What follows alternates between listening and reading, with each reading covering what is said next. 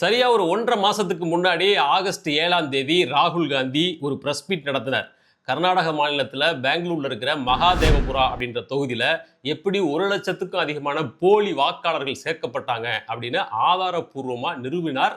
அது இந்தியா முழுக்க மிகப்பெரிய அதிர்ச்சி அலைகளை ஏற்படுத்தியது. ஒரே வீட்டில் 80க்கும் மேற்பட்ட வாக்காளர்கள், 12,000 சொச்சம் பேருக்கு பெயர்கள் வந்து ஏபிசிடி, ஏஒய் இப்படி இந்த மாதிரி பெயர்களை போடுறது, வீட்டு நம்பர் வெறும் 000 அப்படின்னு இருக்கிறது, ஃபர்ஸ்ட் டைம் ஓட்டர்ஸ் அப்படின்ற பேரில் ஃபார்ம் கொடுத்து 60-70 வயசுக்காரங்களை சேர்க்கறது, அந்த வகையில் மட்டுமே 34,000 பேர் சேர்க்கப்பட்டாங்க அப்படின்னு ராகுல் காந்தி கொடுத்த பிரஸ் மீட்டின் தாக்கம் அதற்கு பிறகு பல மாதங்கள் வரை நீடித்தது. அது கர்நாடகாவில் மட்டும் இல்லை, மகாராஷ்டிராவில் நடந்திருக்குது, சத்தீஸ்கர் நடந்திருக்கு, ஒடிசாவில் நடந்திருக்கு அப்படின்னு சொல்லி மற்ற ஸ்டேட்ல எல்லாம் இந்த புகார் தொடர்ந்து எழுந்தது. இப்போ வரைக்கும் இந்த ஓட் சோரி அப்படின்ற கேம்பெயினின் தாக்கம் குறையலை. அந்த ஓட் சோரி பார்ட் 1 அப்படின்னு அதை வச்சுக்கிட்டோம்னா, நேற்று ராகுல் காந்தி பார்ட் 2க்கான பிரஸ் மீட்டை நடத்திருக்கிறாரு.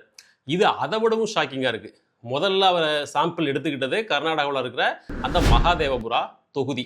அது வாக்காளர்களை எப்படி போலியா சேர்த்தாங்க அப்படிங்கிறதுக்கானது. இப்போ அதே கர்நாடகாவில் ஆலந்த் அப்படின்ற தொகுதியில் அதை உதாரணமாக எடுத்துக்கிட்டு வாக்காளர்களை எப்படி போலியா நீக்குறாங்க அப்படிங்கிறத மறுபடியும் ஆதாரப்பூர்வமாக ராகுல் காந்தி லைவ் டெமோ காட்டியிருக்கிறார். இந்த பெயர் நீக்கிறது சேர்க்கிறது அப்படின்ற இந்த ஆக்டிவிட்டி வெறுமனே யாரோ கொஞ்சம் பேர் பாஜக காரங்களை வச்சுக்கிட்டு தனிப்பட்ட நபர்களை வைத்துக்கொண்டு இதை செய்யலை.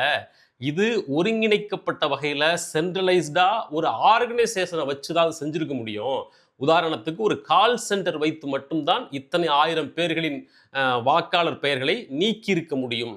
அந்த வகையில் பார்த்தா இது ஓட்சோரி அப்படின்ற இந்த நடவடிக்கை, இது ஓட்சோரி ஃபேக்டரி அப்படின்ற அளவில் நடந்திருக்குது அப்படின்னு சொல்லி ராகுல் காந்தி ஒரு அணுகுண்டை போட்டிருக்காரு. இந்த தகவலெல்லாம் எங்களுக்கு வேற எங்கிருந்து வரல, தேர்தல் ஆணையத்தின் உள்ளிருந்து தான் வருகிறது அப்படின்னு சொல்லி இன்னொரு பொடி வச்சு பேசியிருக்கிறார்.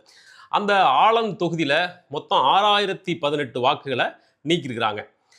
இதில் எல்லா பத்திரிகைகள்லையும் மீடியாக்கள்லையும் வர்றது நீக்கியிருக்காங்கன்னு தான் வருது. ஆக்சுவலி பெயர்கள் நீக்கப்படலை, நீக்குவதற்கான முயற்சி நடந்திருக்கிறது.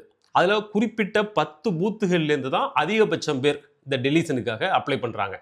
இப்போது இதை எல்லாத்தையும் எடுத்து ஆய்வு பண்ணி பார்த்தாக்க அந்த 6,018 பேரும் அப்படி அப்ளை பண்ணவே இல்லை. அவங்க தங்களோட பெயர்கள் நீக்கிருங்க அப்படின்னு அப்ளை பண்ணவே இல்லை. மாறா யார் பண்ணதுன்னு பார்த்தாங்க, வேற யாரோ இவங்க பேரெல்லாம் நீக்கிருங்க அப்படின்னு அப்ளிகேஷன் போட்டிருக்காங்க. அந்த அப்ளிகேஷன் வச்சுக்கிட்டு நீக்குவதற்கான முயற்சி நடந்திருக்கிறது.